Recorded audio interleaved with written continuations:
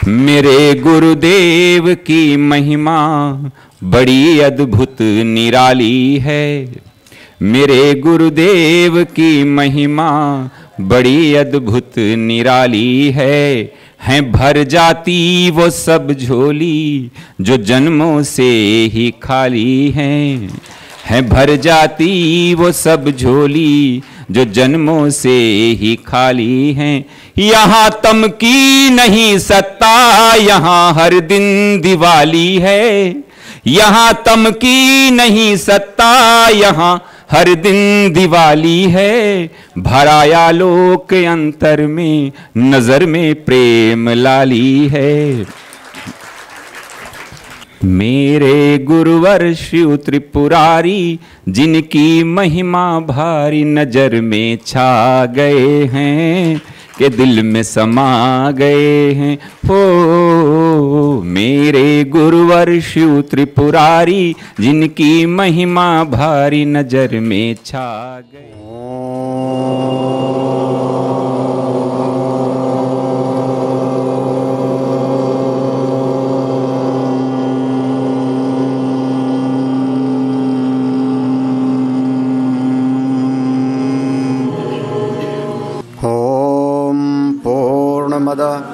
पूर्णमिदं पूर्णात् पूर्णमुदच्यते पूर्णस्य पूर्णमादाय पूर्णमेवावशिष्यते। ॐ शान्ति शान्ति शान्तिः। शङ्करं शङ्कराचार्यं केशवं बादरायणं सूत्रभाष्य कृतौ वन्दे भगवन्तौ पुनः पुनः। ईश्वरो गुरुरात्मेति मूर्तिभेद विभागिने व्योमवत् व्याप्त देहाय दक्षिणामूर्तये नमः। सदाशिवसमारम्भां शङ्कराचार्यमध्यमाम् अस्मदाचार्यपर्यन्तां वन्दे गुरुपरम्पराम्। श्रुतिस्मृतिपुराणानाम् आलयं करुणालयं नमामि भगवत्पादं शङ्करं लोकशङ्करम्। ॐ नमो ब्रह्मादिभ्यो ब्रह्मविद्यासम्प्रदायकर्तृभ्यो वंश ऋषिभ्यो महद्भ्यो नमो गुरुभ्यः। परम श्रद्धेय परम पूज्य सभी संतजन, आत्मस्वरूप सभी श्रोता बंधु, प्रजापति ने जब सृष्टि का प्रारंभ किया तो मुख्य रूप से इसमें दो ऐषणा का विभाग हुआ, साध्य ऐषणा और साधन ऐषणा। साध्य जिसको पाने की इच्छा है वो कैसा है, और उस साध्य की प्राप्ति कराने वाला साधन कैसा हो, इसको भी जानने की इच्छा। जैसे शुरुआत में कहा था कि जिसको वह प्रजापति का पद चाहिए, हिरण्यगर्भ का पद चाहिए, तो ये हो गया साध्य ऐषणा। वो करे क्या, इस सूर्य उदित होते समय ऐसा मुँह करके खड़ा हो जाए और उसमें ऐसा ऐसा भाव रखे, ये साधन ऐषणा हो गया। तो निरंतर इस प्रसंग में दो प्रकार का ये विषय लेके चल रहे हैं, साध्य और साधन, साध्य और साधन।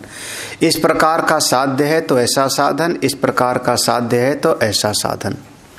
जो उसने 7 अन्न की सृष्टि किया उसमें 3 अपने लिए किया, ऐसा वर्णन आया। यह जो 3 अपने लिए किया वो साधन है, साध्य कुछ और है, ये साधन है। साधन वाक प्राण और मन, ये 3। अब कभी कभी हमारे पास में कोई साधन भी होता है तो उसको भी ठीक ठीक समझना पड़ता है। अगर अपने साधन को भी हम ठीक ठीक नहीं समझेंगे तो उससे हमारी यात्रा सकुशल नहीं होती। आपके पास मोटरसाइकिल है, कार है, आप चलाते हो तो ठीक है, आपके लिए वो साधन है गंतव्य तक ले जाने के लिए, लेकिन उसके बारे में कुछ समझ तो होनी ही चाहिए। अगर उसके बारे में समझ नहीं होगी तो आप कहीं पर भी परेशान हो सकते हो। ये शरीर हमारा साधन है साध्य तक ले जाने के लिए। तो जब शरीर हमारा साधन है, शरीर माध्यम खलु धर्म साधनम, तो इस शरीर के बारे में भी थोड़ा बहुत समझना चाहिए। तो साधन को भी ठीक ठीक समझना चाहिए।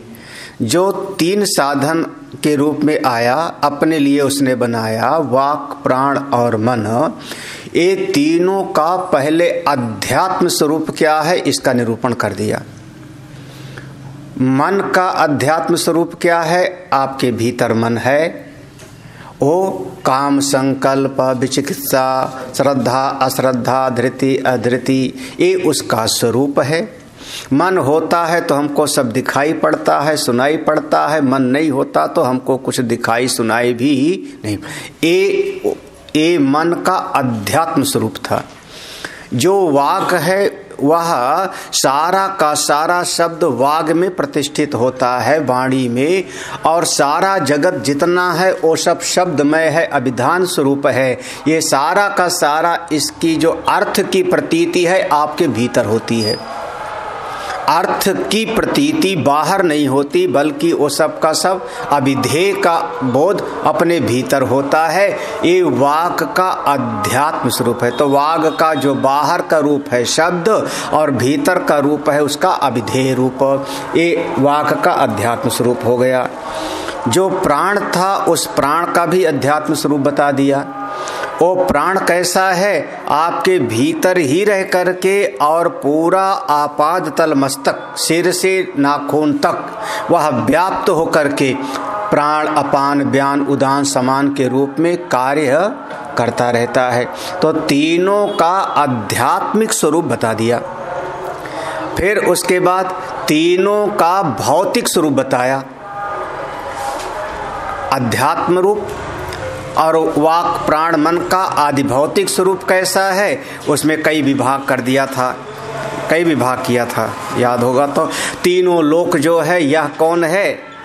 वाक, मन और प्राण है। भू, भुआ और स्वः, तीनों वेद ही वाक, प्राण और मन है। देवता, पितर और मनुष्य ये सब वाक, प्राण और मन है। माता, पिता और प्रजा ये सब वाक, प्राण और मन, ये इसका अधिभूत स्वरूप हो गया था। तो अध्यात्म स्वरूप, अधिभूत स्वरूप, जो इसको जानता है वो ठीक ठीक जानता है, उसके लिए विज्ञात है। जो नहीं समझता उसके लिए अविज्ञात है। जो जानना चाहे वो कभी न कभी जान सकता है। तो आगे अभी एक चीज का रह गया जिसका नाम है अधिदैव का। ये वाक, प्राण और मन तीनों का जो अधिदैवत स्वरूप है वो क्या है? तो अध्यात्म स्वरूप, क्योंकि त्रिविध सृष्टि होती है ना, आदिभूत तो अधिदैव और अध्यात्म।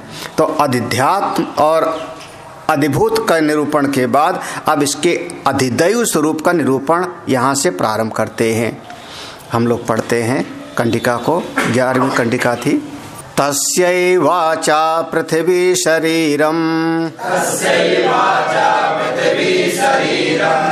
ज्योतिरूपम अयम अग्निः तद यावत्येव वाक्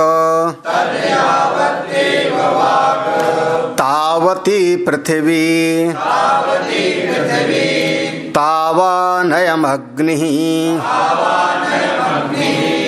तस्यै, तस्यै माने तस्या वाचा, वह जो प्रजापति का वाक है जो उसने अपने लिए बनाया था, वो प्रजापति का जो वाक है उसका ये पृथ्वी ही शरीर है। तस्यै वाचः, वाक, पृथ्वी ही उसका शरीर है।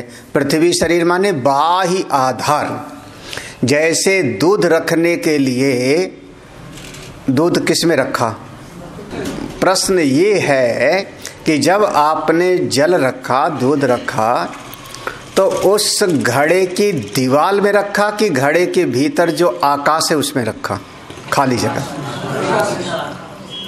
हाँ, अगर आकाश में रखा तो यहाँ रख दो, यहाँ भी आकाश है। देखो अब तुरंत जल्दी से बोला आप सबने कि आकाश में रखा, है ना।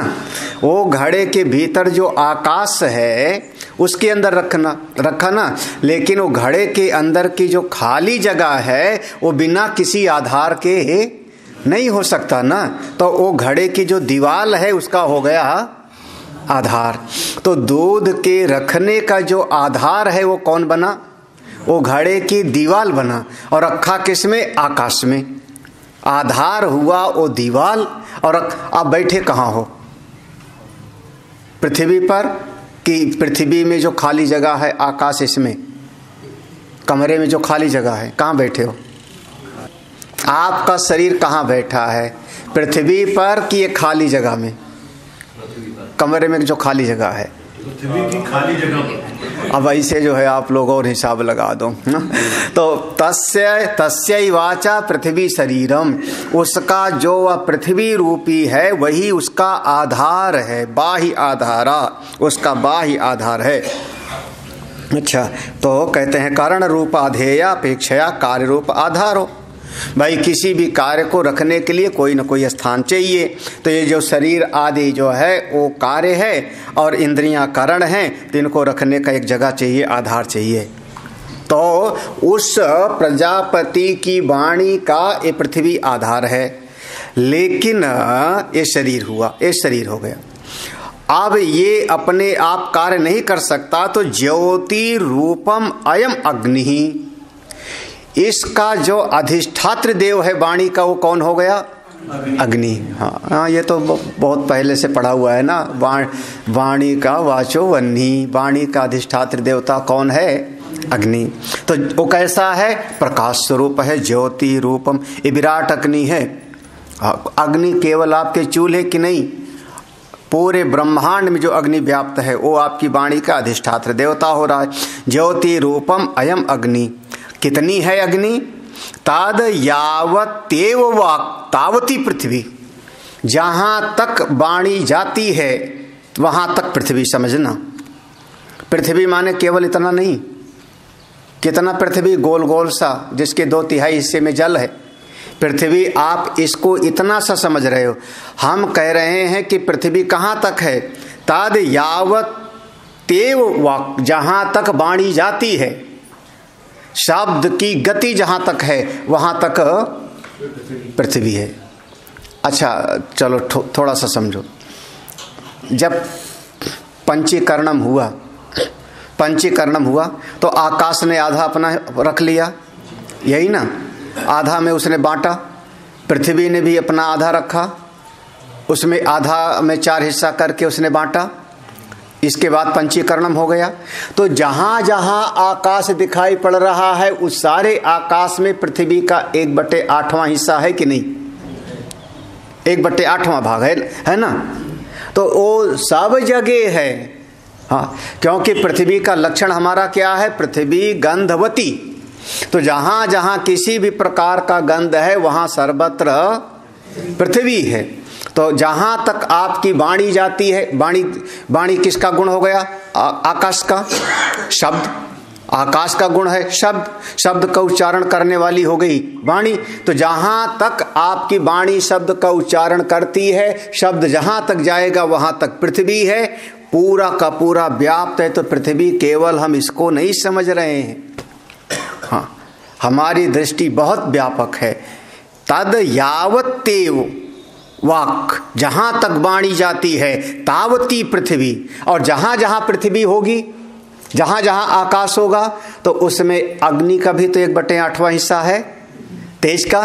तो वहां अग्नि का भी तावत अयम अग्नि, वहाँ वहाँ अग्नि भी है। तो ये जो हमारी वाणी का अधिष्ठात्र देवता अग्नि, वो केवल परछिन्न नहीं है बल्कि व्यापक अग्नि है, सर्वव्यापक है, क्योंकि पांचों महाभूत व्याप्त है। यहाँ पर इतना समझना कि वाणी, वाक जो शब्द का उच्चारण करती है, इसका आधार ये शरीर होगा, आधार है, लेकिन वास्तव में ये वाणी सर्वव्यापक है और इसका अधिष्ठात्र देवता भी व्यापक है। तो यहाँ अधिष्ठात्र देवता कौन हो गया? अधिदैव, वाणी का ज्योति स्वरूप अग्नि, ज्योति स्वरूप अग्नि। और अग्नि परछिन्न नहीं है बल्कि जहाँ जहाँ जितना शब्द की गति होती सर्वत्र है, यानी पूरा दिखाई पड़ने वाले जगत में है। देखो थोड़ा ध्यान से समझोगे तो इसमें थोड़ा सूक्ष्म चिंतन है। देखो अब इसी को अगर समझ लो तो आगे तो और समझ में आ जाएंगे, बिल्कुल ज्यों कहते हो। देखो मन का देखो, अथ ये तस्य मनसोऽध्यो शरीरं ज्योतिरूपम् असौ आदित्य तद यावद्येव मनस्तावती ध्यो तावान् सावधित्यस्तौ मिथुनं समयितां ततः प्राणो वजायत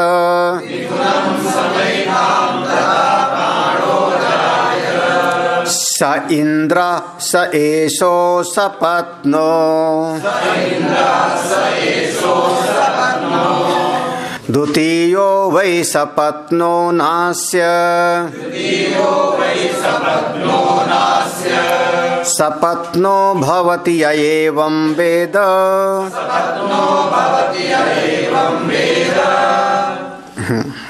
अथ एतस्य, इस एतस्य माने इस प्रजापति का जो उसने अपने लिए मन को बनाया था, ये प्रजापति ने जो अपने लिए मन को बनाया था, तो मनसो ध्यौ शरीरम, इसका ये पूरा का पूरा अंतरिक्ष ही समझ लेना कि उसका आधार है।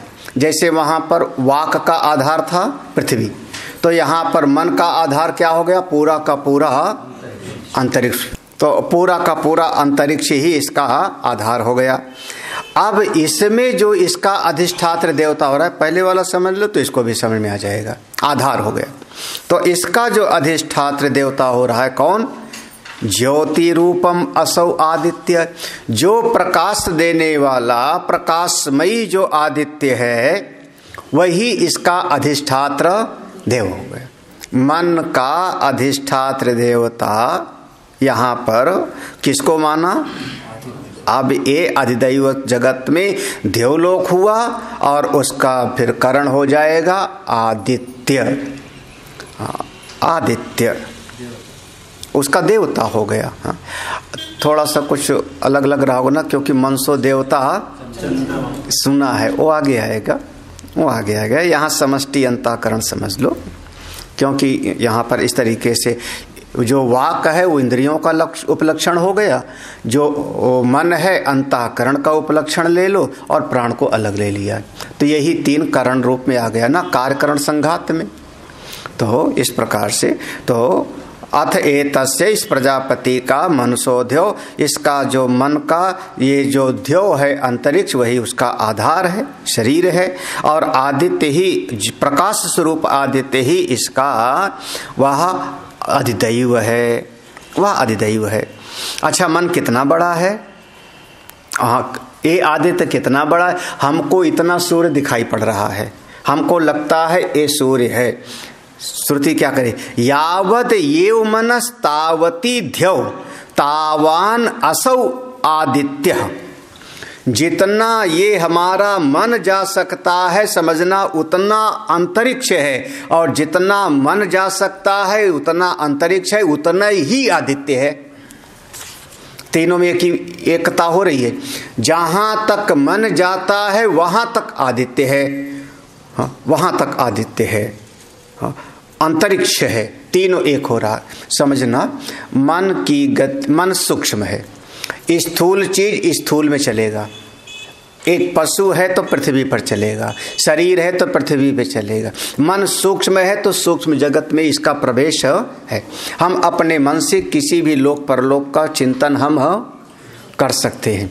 वैसे मन इतना शक्तिशाली है कि पूरा सपने में राजा बन सकते हो, और सपने में हो सकता है आप कोई न कोई लोक परलोक भी घूम के आ सकते हो सपने में। किसने बनाया? मन ने। जितना बड़ा स्वप्न बना, वो जितना मन स्वप्न बना, वो सारे स्वप्न में मन है कि नहीं? हाँ, मन कितना बड़ा है? हाँ, उस स्वप्न के अंतर्गत 1000 किलोमीटर लंबा कोई राज्य है, बड़े बड़े पेड़ पौधे हैं, लेकिन मन जितना बड़ा वो स्वप्न है उतना बड़ा हमारा मन। और वह जितना स्वप्न है वो सब आप जान रहे हो। कैसे? क्योंकि वो प्रकाश स्वरूप, वहां प्रकाश है तभी तो जान रहे हो कि पेड़ है कि जंगल है कि हाथी है। तो बिल्कुल उसी प्रकार से यह मन है, इसका आधार अंतरिक्ष है और इसका अधिदैवत्व यहाँ पर वह आदित्य हो रहा है। यह जो आदित्य है, तव मिथुनम सम एताम ततः प्राणो अजायत। ये तव माने यहाँ पर द्विवचन में है, ये दोनों मिल करके, ये तो दोनों मिल करके। कौन कौन? तो वार्तिककार जो बृहदारण्यक उपनिषद पर जो वार्तिक है श्रीमद सुरेश्वराचार्य जी का पूज्यपाद, तो कहते हैं मनसा चंद्र भाव ही सर्वत्र श्रूयते स्फुटः। हाँ, तो वहाँ पर उन्होंने ले लिया कि मन का चंद्रमा के साथ में हमेशा सभी जगह पर हमने सुना है। तो तस्य आदित्यन संबंध कस्मात् अत्र विधीयते। यहाँ पर मन का संबंध आदित्य के साथ कैसे माना गया? तो कहते हैं विवक्षितत्वात् एकस्य मनोबुद्धयो अतः श्रुति ही। अरे भाई, कहने का प्रयोजन ये है कि आप मन और बुद्धि को एक करके समझ लो। कभी कभी ऐसा भी वर्णन आया है। तो यहाँ पर चंद्रमा उसका अधिष्ठात्र देवता है, ऐसा मानने में कोई दोष नहीं है। तो हाँ, तो मिथुनम सम एताम ततः, ये कौन कौन? ये दोनों। कौन कौन? वह आदित्य और अग्नि, ये दोनों के अधिष्ठात्र देवता हो गए। वाणी के अधिष्ठात्र देवता अग्नि और मन के देवता हो गए आदित्य। ये दोनों मिल करके प्राण की उत्पत्ति करते हैं। तत्तो प्राण अजायत। जैसे पहले कहा था ना, वाक माँ है और मन पिता है, प्रजा उसके प्राण है, ऐसे बताया था कुछ वहाँ पे। तो ये दोनों मिलकर के प्राण की उत्पत्ति करते हैं। कैसे करते हैं अब वो विचारणीय है। हाँ, और जो ये प्राण बनता है, जब ये दोनों के मिलने से प्राण उत्पन्न हो गया, तो जो प्राण पैदा हुआ श्वास क्रिया आदि वाला, वह प्राण कोई एक शरीर पर छिन्न नहीं है, बल्कि वही प्राण समष्टि है। सा इंद्रः ततः प्राणो अजायत। वह सबसे पहले आदित्य और अग्नि, ये दोनों के मिलने से प्राण की उत्पत्ति हुई। और प्राण कोई शरीर के अंदर वाला ही नहीं है, बल्कि वह प्राण सा इंद्रः, वही सबका स्वामी है।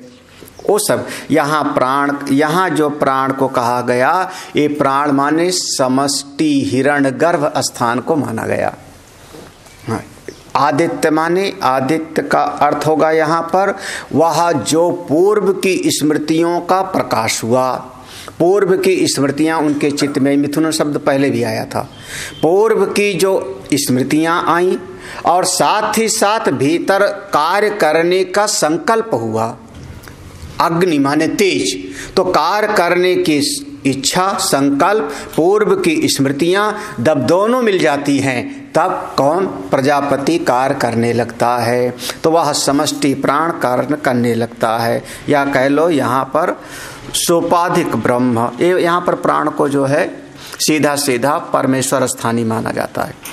तो स इंद्र, इसीलिए वो इंद्र है, वही सब कुछ है, वही सब कुछ है। स येषो सपत्नो, हाँ देखो यहाँ ये है स इंद्र, वही इंद्र है। स ऐसा असपत्नो, यहाँ जो सपत्न है ना, सपत्नी, सपत्न, सपत्न माने होता है प्रतिपक्षी, हमारा विरोध करने वाला, हमारा प्रतिस्पर्धी। जैसे दो आदमी दौड़ते हैं तो दौड़ने में एक उसके बगल में खड़ा है, तो उसको जिसके बगल में खड़ा है तो दोनों दौड़ना चाह रहे हैं, तो इसने कहा ये हमारा प्रतिस्पर्धा करने वाला है ना, हमारा कंपटीटर है। तो वैसे यहाँ सपत्ना, तो सा इंद्रा सा येसो असपत्ना, उसका कोई प्रतिस्पर्धी नहीं होता, उसका कोई विरोधी नहीं होता, कोई विरोधी नहीं होता। क्यों? द्वितीयो वै सपत्नो, क्योंकि जब कोई दूसरा होगा, द्वितीयो वै सपत्नो, भाई दूसरा होगा तब तो विरोध करेगा, दूसरा मानोगे, पहले अपने से अलग मानो तब लड़ाई झगड़ा करोगे ना। कोई हमसे अलग है तो उसको हराने की इच्छा होगी ना। और यहाँ तो ना अस्य सपत्नो भवति, यहाँ उसका कोई दूसरा है ही नहीं। जब कोई दूसरा है ही नहीं तो किसको मैं हराऊं? इसलिए यहाँ पर ये जो प्राण की उत्पत्ति मानी गई, इसको परमेश्वर स्थानी माना गया। ये परमेश्वर स्थानी है क्योंकि दूसरा कोई और सत्ता देने वाला नहीं, एकमात्र वही परमात्मा है, उस परमात्मा के अलावा कोई नहीं है। और जो ऐसा जानता है ना अस्य सपत्नो भवति, जो ऐसा जान लेगा उसका कोई प्रतिस्पर्धी नहीं होगा।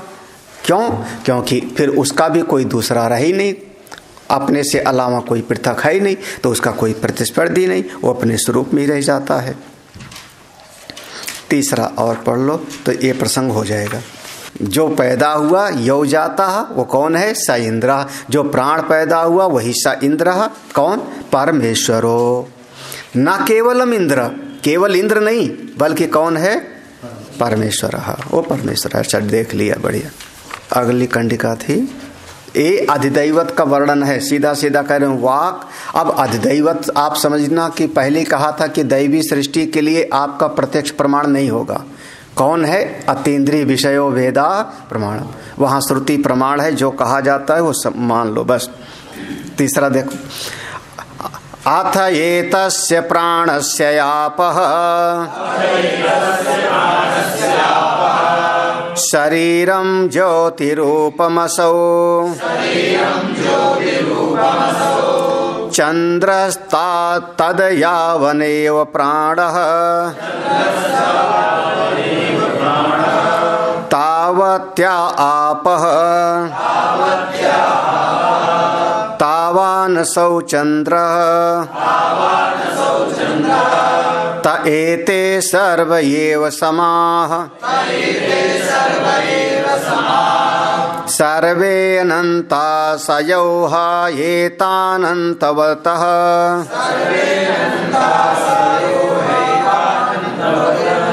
सायो हैतानन्तवतः उपास्ते अन्तवन्तं स लोकं जयति।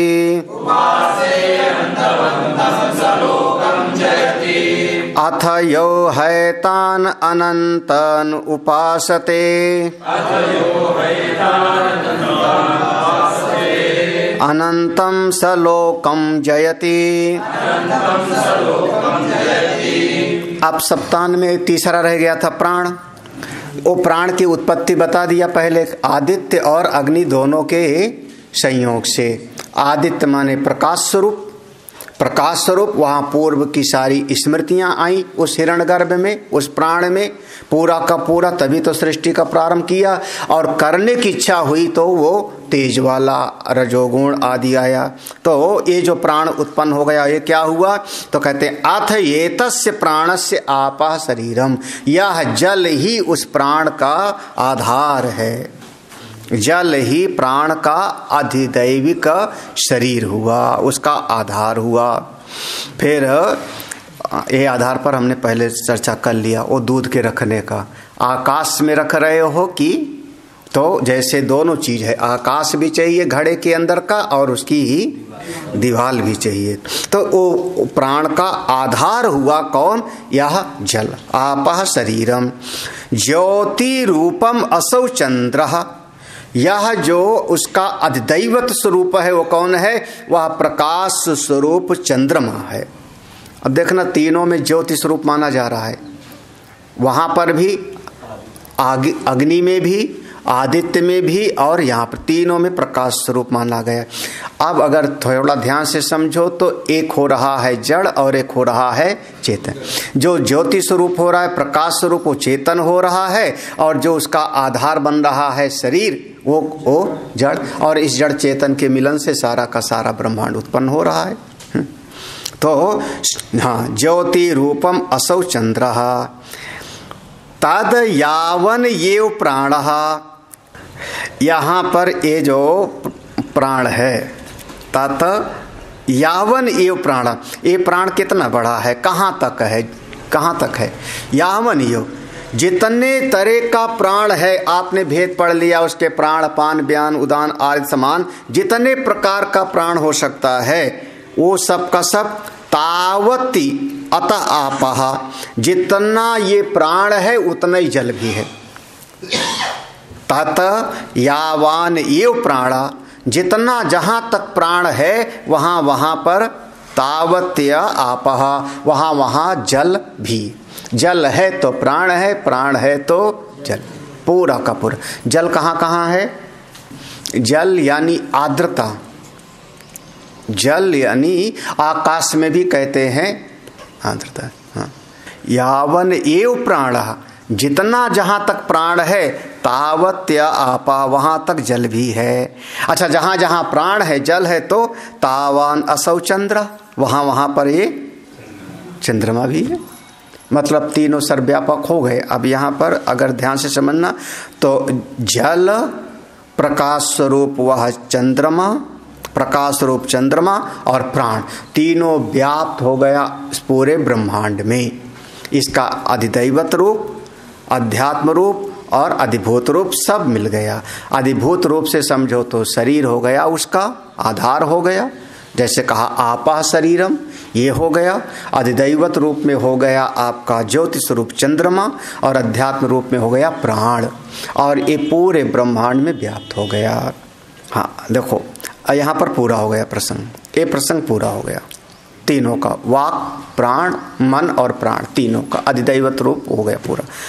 आगे इसका जो है, अब इसकी फलश्रुति है।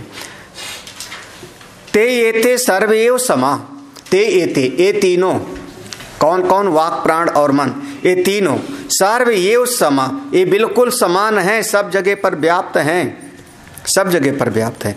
और सर्वे अनंता, और सब के सब कितना है?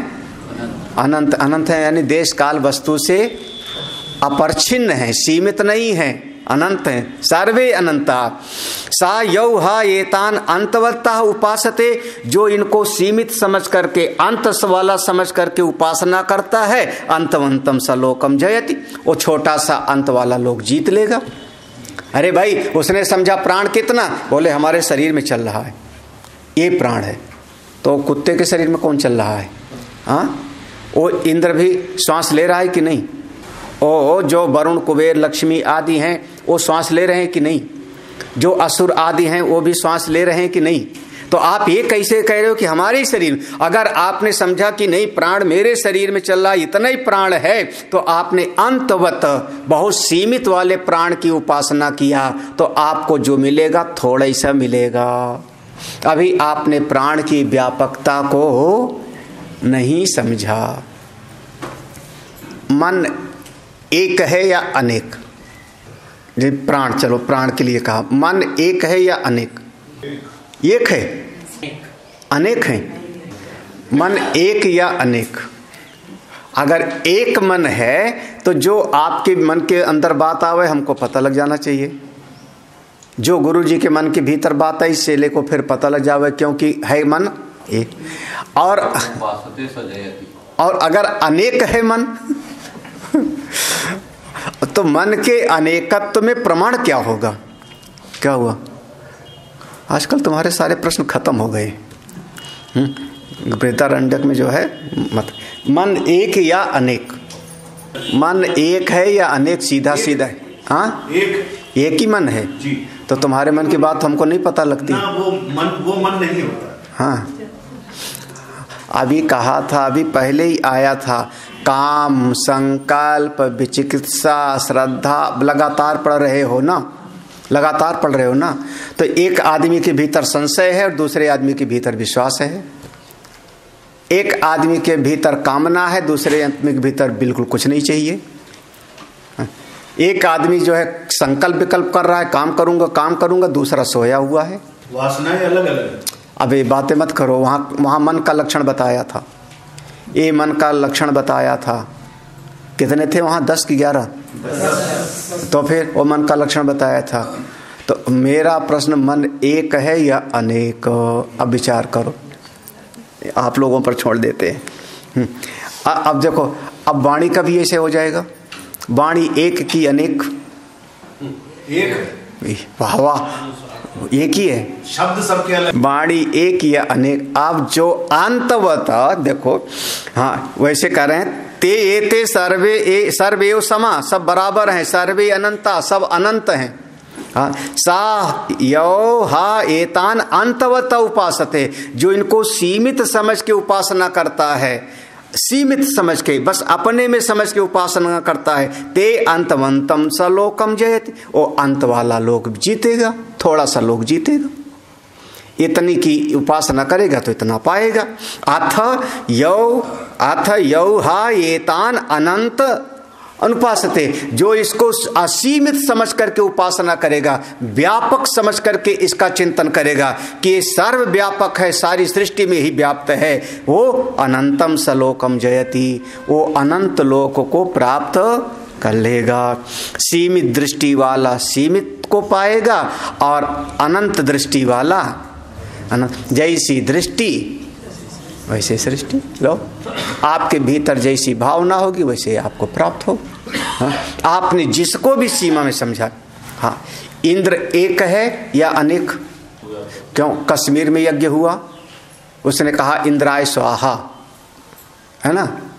और उसी समय, बिल्कुल उसी समय, एक सेकंड भी आगे पीछे नहीं, तमिलनाडु में किसी ने कहा इंद्राय स्वाहा, विधिवत मंत्र सहित उच्चारण किया।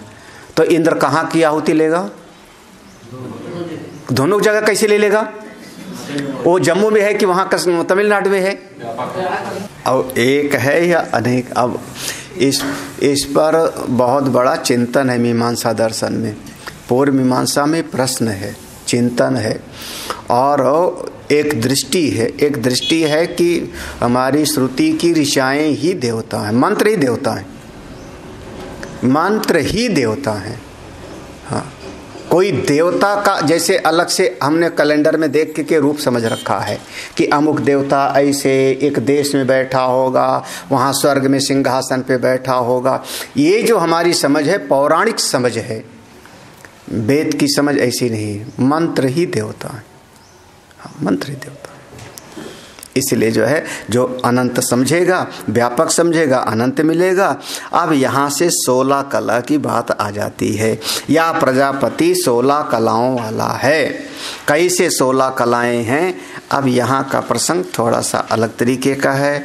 प्रश्नोपनिषद में जो कलाएं हैं थोड़ा सा अलग हैं। हम लोग जो है एक कला वाला प्रसंग परसों पढ़ेंगे। आज यहाँ पर विश्राम दे रहे हैं। कल अष्टमी है। ओम पूर्णमदः पूर्णमिदं पूर्णात् पूर्णमुदच्यते पूर्णस्य पूर्णमादाय पूर्णमेवावशिष्यते। ओम शांति शांति शांति। हरि ओम। श्री गुरुभ्यो नमः।